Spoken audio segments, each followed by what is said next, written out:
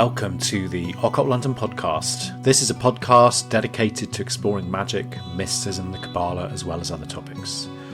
If you're enjoying what you're hearing, please take a moment to leave us a review and a rating on iTunes or wherever you tune in. It really helps more folks find us and helps us to continue to get this message out there. Also, don't forget to check out occultlondon.co.uk to subscribe. And if you're feeling extra supportive, consider backing us on Patreon, or you can also find us on Buy Me a Coffee.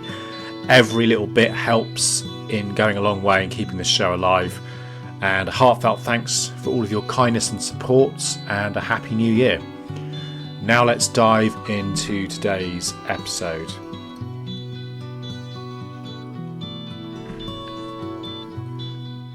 In today's episode, I wanted to continue our history of magical talismans and amulets by taking a little look at magic and talismans from the oldest period of human history, that of the Prehistoric.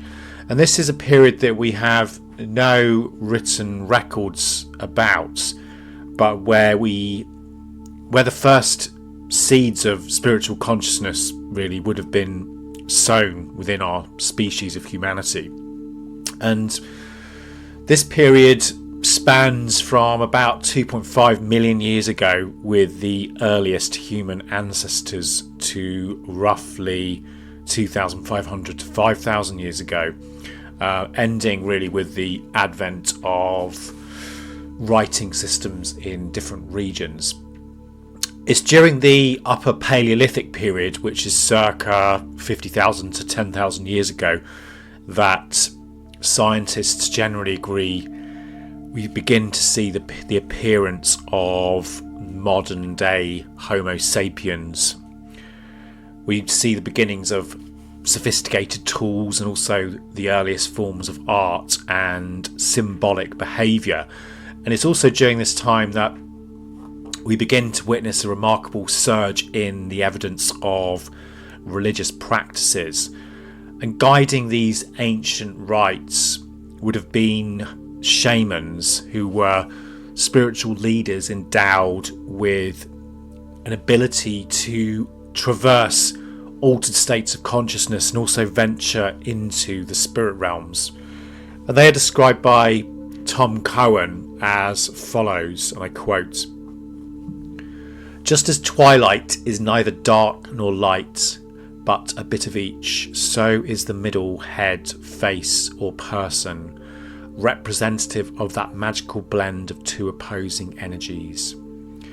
The shaman is the twilight child, born from the union of the masculine world of light and the conscious awareness, and the feminine world of darkness and unconscious awareness. Shamans are at home in both worlds, in that magical space and time shimmering between these worlds, that point of consciousness betwixt and between, and neither this nor that, flickering at the edge of twilight." That's a quote from Tom Cohen about the shaman. Although the religious practices of this era would be very different from what we recognise today, they would have laid the groundwork for a variety of different belief systems that will kind of gradually unfurl throughout human history. And it's during the Paleolithic period that we find a lot of evidence of humanity beginning to bury their departed relatives in quite complex spiritual ceremonies with treasured possessions, which obviously reveal a deep-seated spiritual inclination. And these rituals often also give us a kind of captivating glimpse into how our ancestors would have practiced religion and magic, and also how they were devoted, and also their kind of connection to nature and connection to the spirit realms beyond the tangible world. Interestingly, around 12,000 BC, which coincided with the advent of the Neolithic Revolution, religious activities kind of begin to undergo a major transformation when people began to actually do farming and kind of agricultural activities. And these practices evolved from being fragmented and varied to becoming more organised and systematic, where people would less be likely to be kind of more nomadic and following, more kind of hunter-gatherer type communities, and much more they're likely to settle in one place and actually put down roots and actually start planting their own crops, etc., and working around the kind of harvest calendar. And we also see at that period a fundamental shift in terms of the increasing prominence of ancestor veneration, both at a personal but also as a community level. So we see stone structures such as Stonehenge in Britain, which I definitely would recommend people go and check out if they haven't done. If you do come to the UK, definitely try and visit Stonehenge. It's an absolutely fantastic and magical place.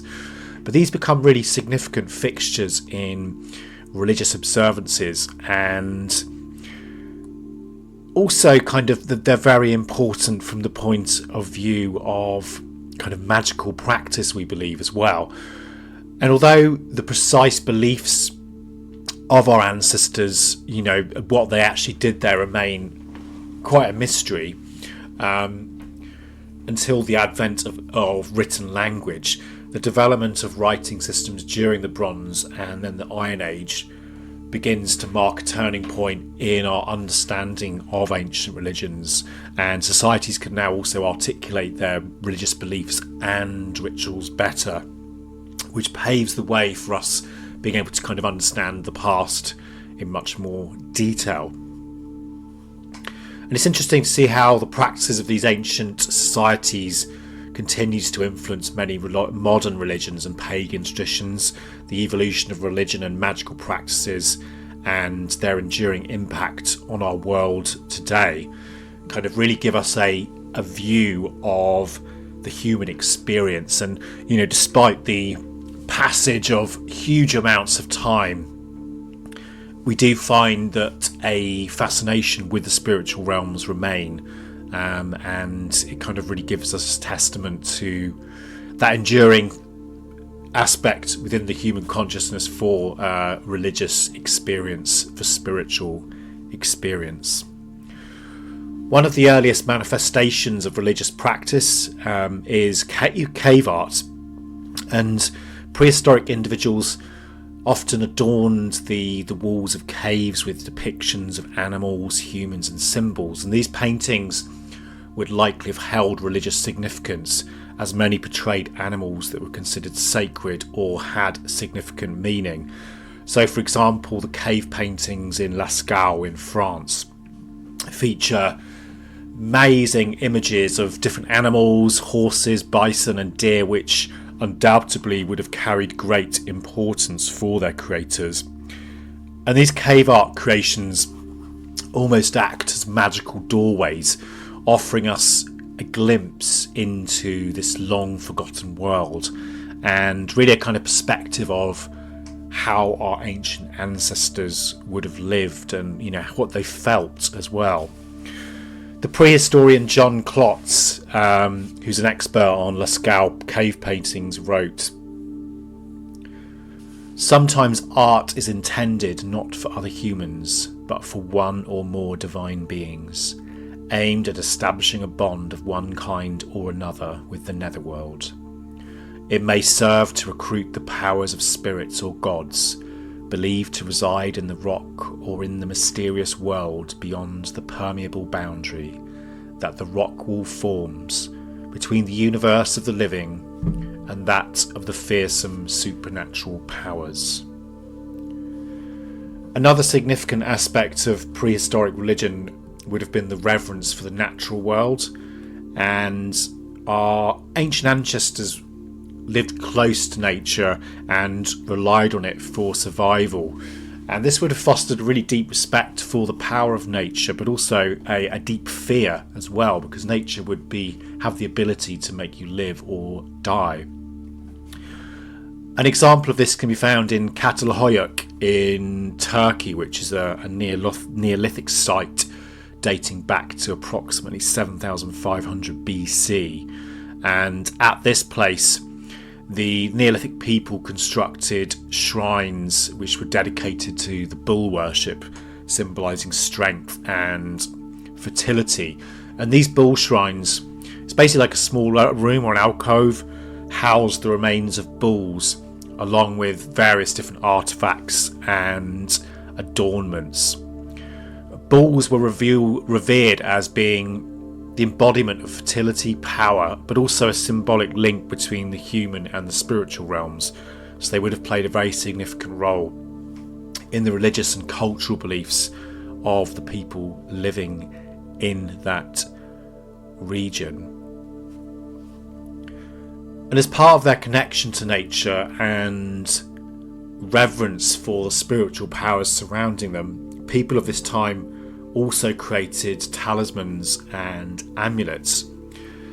And these sacred objects, crafted from bones of ancestors, animals, stones, leaves and herbs, and would have been believed to embody divine energy and also serve as dwelling places for spirits or gods. Anthropologists studying the origins of religion have noted similarities in magical beliefs across early cultures worldwide, particularly in terms of earlier ideas and also metaphysical and religious thought. And ancestor worship and adoration of the dead would have played a really vital role, with many ancient cultures, recognising the influence the departed ancestors could have on the living, either positively or negatively. And also they would have believed that everything in the world, animate or inanimate, would have possessed a soul or a spirit. And this perspective aligns with the worldview held by many indigenous peoples, where essentially everything is regarded as alive and infused with spiritual power. Rocks, trees, and even objects like houses or cars that we use these days would have been seen to have had a spirit or a soul.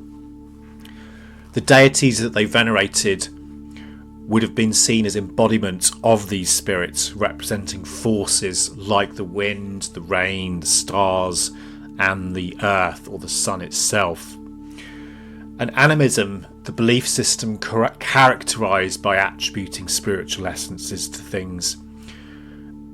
Although some people think of it as being a kind of primitive viewpoint, it's actually a really profound understanding of the interconnectedness and interdependence of all elements in existence. It really reflects a deep appreciation for the intricate fabric of life and spirituality, where everything is sacred, everything that we experience in our lives is profound and important. As D.H. Lawrence wrote, in the oldest religion, everything was not supernaturally, but naturally alive. There were only deeper and deeper streams of life, vibrations of life more and more vast. So rocks were alive, but a mountain had a deeper, vaster life than a rock. It was much harder for a man to bring his spirit or his energy into contact with the life of a mountain, and so he drew strength from the mountain, as from a great standing well of life, than it was to come into contact with the rock. And he had to put forth a great religious effort, for the whole life effort of man was to get his life into contact with the elemental life of the cosmos. Mountain life, cloud life, thunder life, air life, earth life, sun life. To come into the immediate felt contact, and so derive energy, power, and a dark sort of joy. This effort into sheer naked contact, without an intermediary or a mediator, is the root meaning of religion. And that's a quote by D.H. Lawrence about the kind of animistic viewpoint. But the animistic viewpoint also holds tremendous significance when we're considering the development of magical thinking and talismanic magic. especially within the context of our ancestors' lives and the challenges they faced. In the Stone Age, hunters relied on nature and its resources for survival, and would have forged a close relationship with it and adapted to its demands.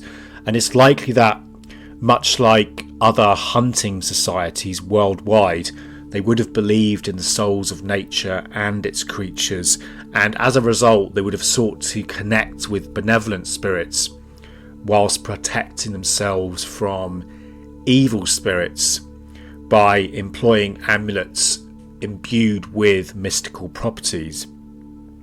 And a central figure in this animistic worldview would have been the shaman, who played a really crucial role in the early cultures. And the shaman, or the tribal priest, or the wise man or woman of the village, would have served as an intermediary between the tribe, the powerful spirits of nature, and the ancestors. It's most likely that these people would have had some kind of natural psychic abilities and would be able to traverse the realms of the living and the dead. And you often find, if you read the accounts of being training to be a shaman, it was often not necessarily seen as being a positive thing. It would often be more like a kind of curse, but it was a path that you had to actually take. You had to train to be a shaman, to rid yourself of that particular illness. And they would have basically sort of traversed between the different realms and communed with guardian spirits of the natural world and also the living and the dead. And Terence McKenna describes the shaman's role as a kind of like a psychopomp that travels between the worlds, stating, "The shaman is a person who is able to transcend the dimensional confines of cultural existence. They know more than the people they serve. The people they serve are like children within the game of culture. Only the shaman knows that culture is a game. Everyone else takes it seriously. That's how he can do his magic." The shaman's role is also described by Michael Drake in his 2012 shamanic drumming book as follows. "Shamanism is a way of perceiving the nature of the universe in a way that incorporates the normally invisible world where the spirits of all material things dwell. Shamans have different terms and phrases for the unseen world, but most of them clearly imply that it is the realm where the spirits of the land, animals, ancestors, and other spiritual entities dwell. Spirit encompasses all the immaterial forms of life energy that surround us. We are woven together into a net of life energies that are all around us. These energies can appear to us in different forms, such as spirits of nature, animals, or ancestors. The spirit world is the web of life itself. Shamanism represents a universal conceptual framework found among indigenous tribal humans. It includes the belief that the natural world has two aspects: ordinary, everyday awareness formed by our habitual behaviours, patterns of belief, social norms and cultural conditioning, and a second, non-ordinary awareness, accessed through altered states or trance, or induced by shamanic practices such as repetitive drumming. This second order awareness can be developed over time or appear all at once, but once it is discerned, the world is never the same. According to shamanic theory, the ordinary and non-ordinary worlds interact continuously, and a shamanic practitioner can gain knowledge about how to alter ordinary reality by taking direct action in the non-ordinary aspect of the world. So the role of the shaman holds immense importance in developing magical and talismanic practices particularly when we think about the harsh and unforgiving environments that our ancestors would have lived in. They would have lived with, really bad cold, snow and ice for much of the year. They would have had to rely on hunting, herding livestock, fishing, and possibly limited agriculture, which obviously, as we mentioned before, kind of developed later on. Some of them might have settled in forests, while others would have obviously settled down near the oceans, or followed, the reindeer across the fields.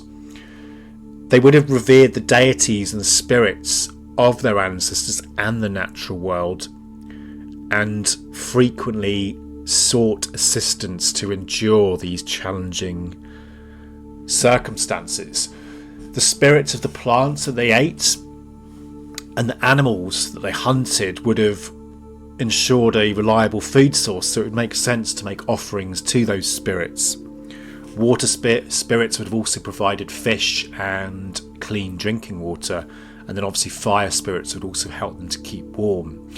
And then we also have more the spirits of nature itself, so the sun itself would warm their skin when they were cold, and the moon would guide their sense of time.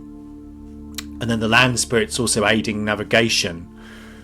And during the Ice Age, individuals with a powerful connection to the spirits would have, taken on this role as being this intermediary, and these would have been the shamans, and they would have explored these spirits and made notes about things, possibly drawing on the caves as well with the kind of magical images, and through this we get this kind of development from that perspective.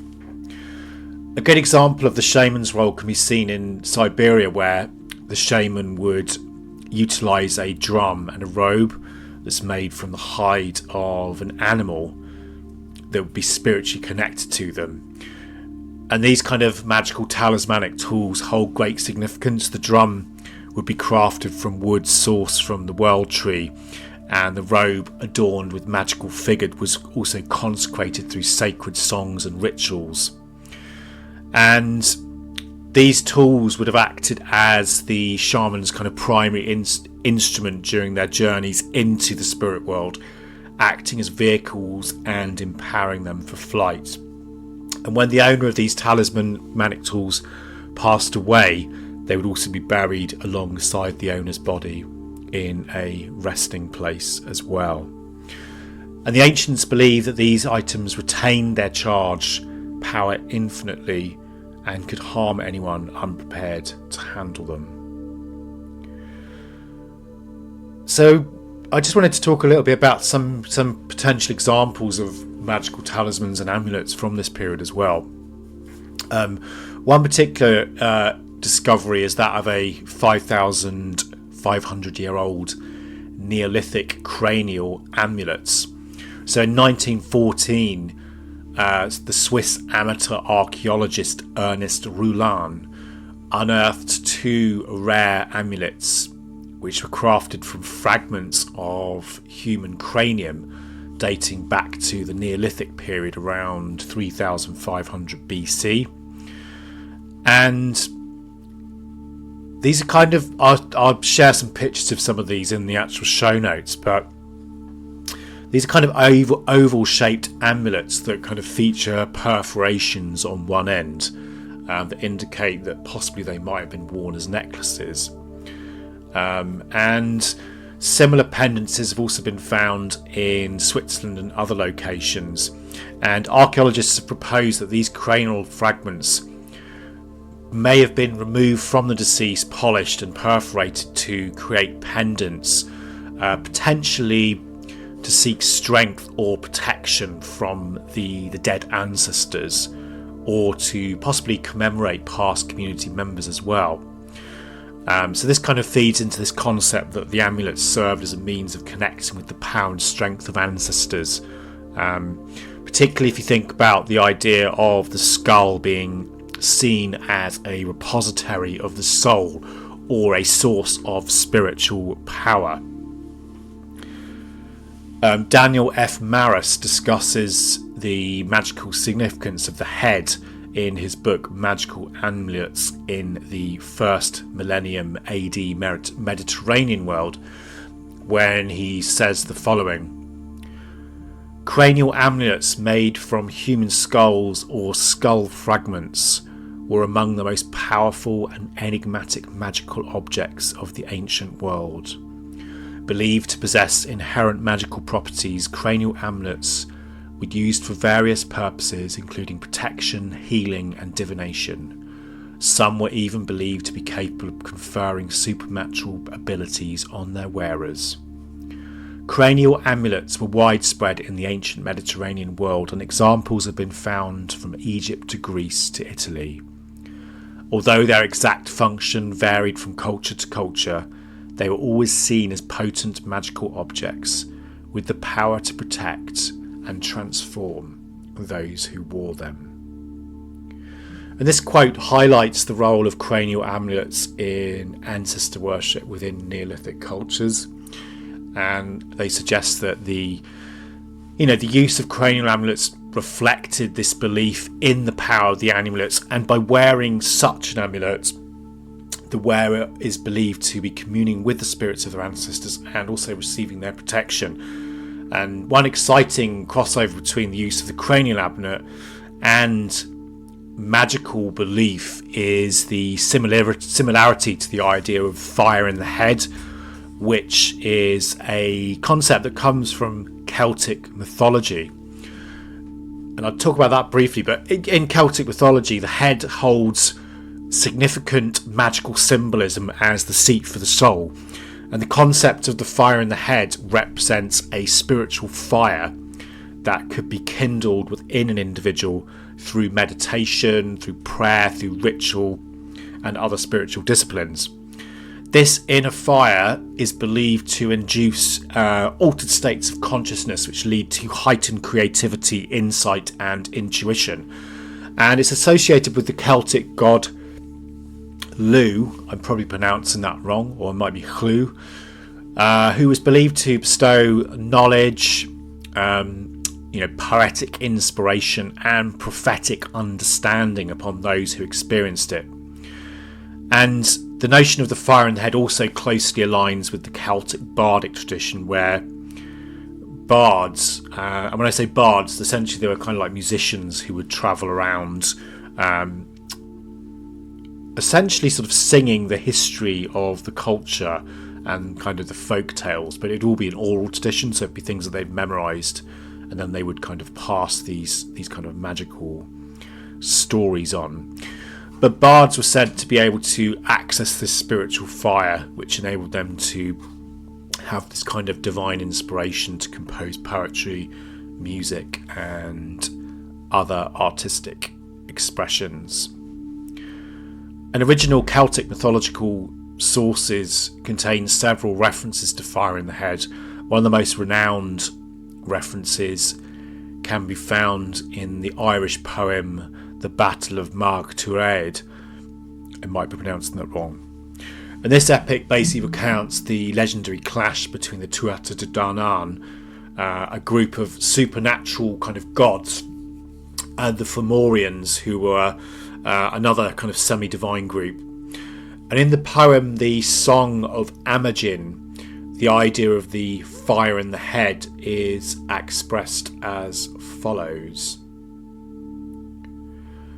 I am the wind on the sea, I am the wave of the sea, I am the bull of 7 battles, I am the eagle on the rock, I am a flash from the sun, I am the most beautiful of plants, I am a strong wild boar, I am a salmon in the water, I am a lake in the plain, I am the word of knowledge, I am the head of the spear in battle, I am the god that puts fire in the head, whose light spreads in the gathering on the hills. Who can tell the ages of the moon? Who can tell where the place where the sun rests? Another example of fire in the head in Celtic mythology comes from the Welsh story of Çatalhöyük and Olwen, which features the hero Çatalhöyük and his quest to win the hand of the beautiful Olwen. And in the story, the bard Taliesin describes his poetic inspiration as a kind of fire in the head when he says the following: I am a wonder whose origin is not known, for I am Taliesin, radiant-browed, who has travelled through countries and languages as the liberator of the poem and the one who inspires the fire in the head. So if we take this idea of the fire in the head, one possible interpretation of the skull amulet is that it represents the skull as being the brain's container where the fire in the head is believed to reside. So thus wearing the skull amulet may have been seen as a way of harnessing the fire in the head and accessing its mystical properties for protection or inspiration.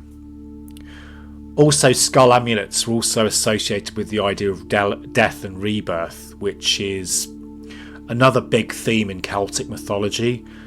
The skull represented the physical body returning to the earth, while the fire in the head represents the eternal spirit or the soul that continues to exist beyond death. John Matthews writes about this in his excellent book, The Celtic Shaman, when he writes,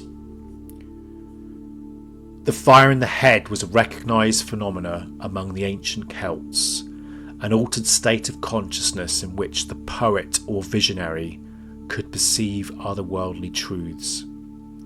This was the source of poetic inspiration and prophecy, and those who were able to enter into this state were revered for their wisdom and insight.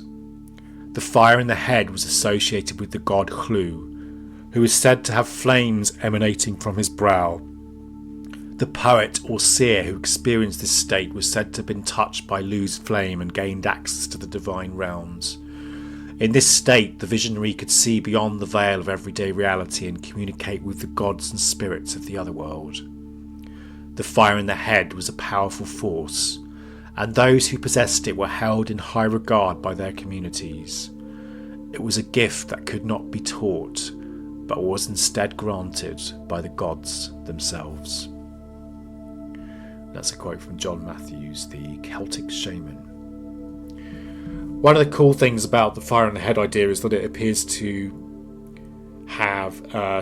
be a visionary state that could not be taught, but was almost granted by the gods themselves, which almost goes back to this idea of the shamans were kind of born to be a shaman. Another interesting artifact from this period is Otzi the Iceman, who's also known as Simulaun Man. And this was a quite interesting archaeological discovery from the Neolithic period. His well-preserved remains were found in the Otzal Alps on the border between Austria and Italy. And Otzi is a man who was meant to have lived around 3300 BC, so it makes his body one of the oldest and most well-preserved examples of a prehistoric person ever found. But the interesting thing was that the cold and dry conditions of the glacier basically mummified his body, preserving the skin, hair, and also some of the internal organs. And they also found various different artifacts with him. So there was clothing, there was tools, and weapons. But they also found an interesting amulet on his person, which was like a red deer tooth worn as a pendant on a leather thong around his neck.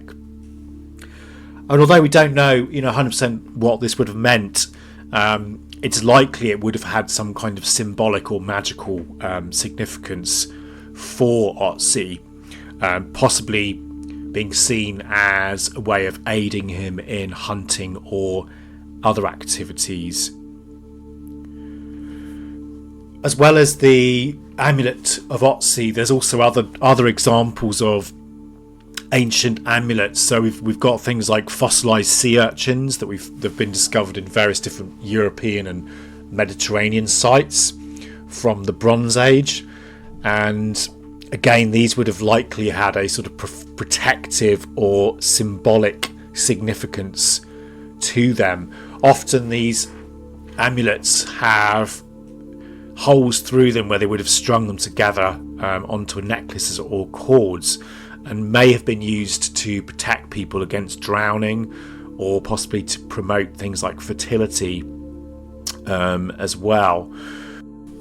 The Upper Paleolithic period also sees the creation of what's called the Venus figurines, which are small statuettes really of women with quite exaggerated features, and these figurines are believed to promote fertility and childbirth, and possibly act as amulets in these ancient societies in terms of bringing through that power.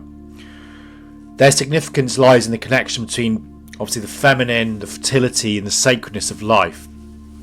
We also have similar ones as well. So there's a artifact known as the Hohe Phallus, which is a carved stone phallus dating back approximately 28,000 years old. So this is really old. Discovered in Germany.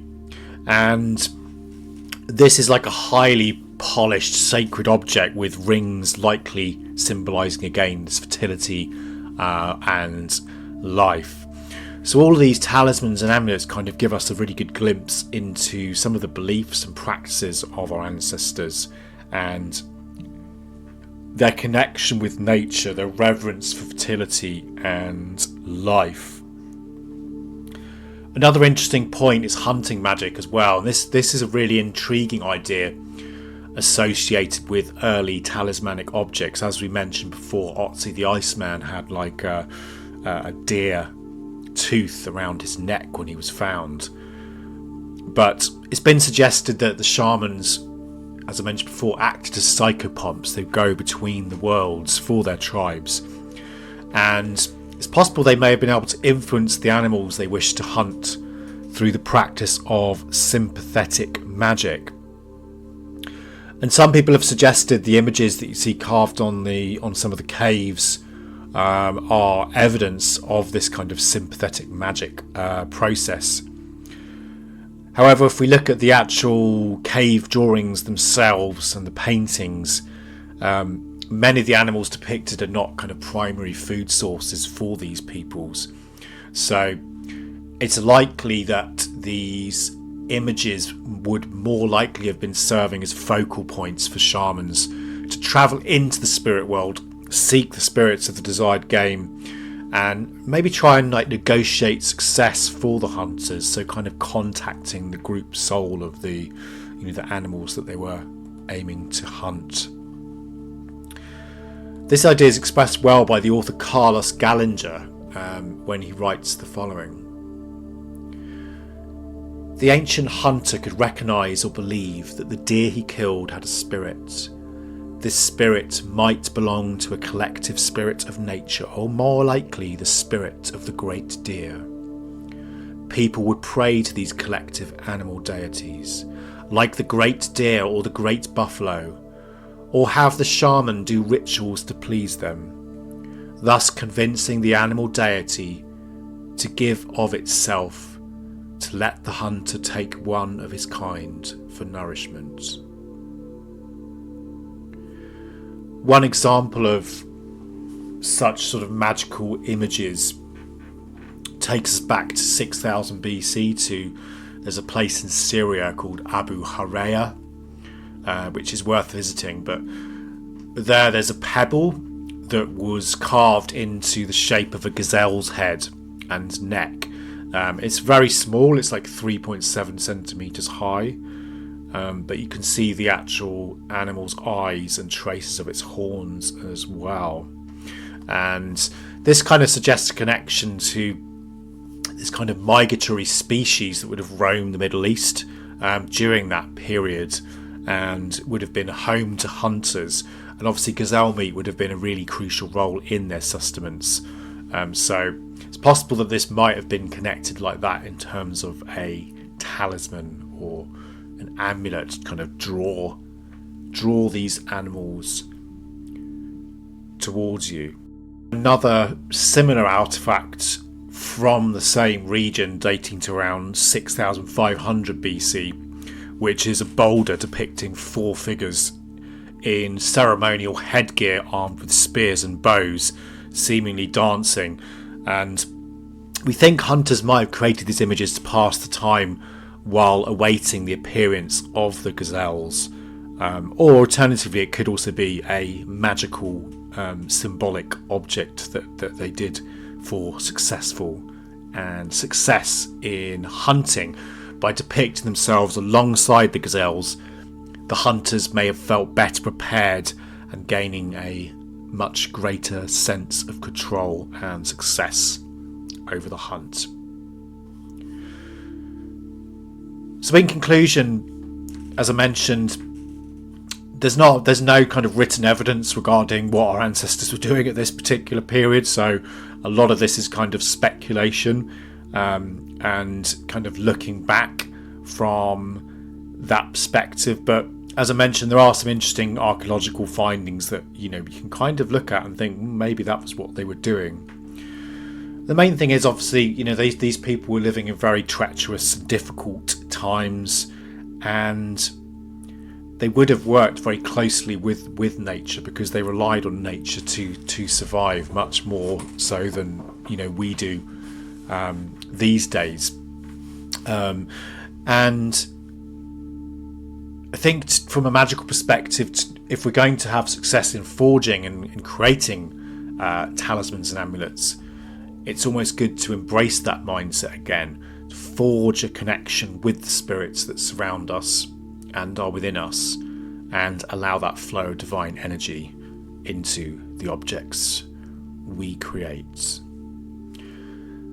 That's all we have time for in this episode. However, in the next episode we will be continuing our discussion on the history of magical talismans and amulets by looking at the magical traditions of ancient Egypt. So if you have enjoyed this episode and want to find out more, then please stay tuned. I'd like to finish this episode with a poem called The Mistress of Skara Brae by the poet Maurice Reynolds, that goes as follows. Old Neolithic hunter, take the trail ahead. Carry your daughter beyond the ring of Brodgar to the lands of the dead. Young huntress, spear in her heart, piercing her last breath. Look up to the rain, call up to the ancestors, the call of her death. From the darkest depths of the Loch of Stennis they will come, from the burial mounds they will come, from the standing stones they will come when her cycle has begun. Long dead ancestors carrying fire, ceremonial torches trailing a path of white lights across the night sky. Her bones will rise when the sun is high. Winter will be soon. Her spirit will dance beneath its coldest moon.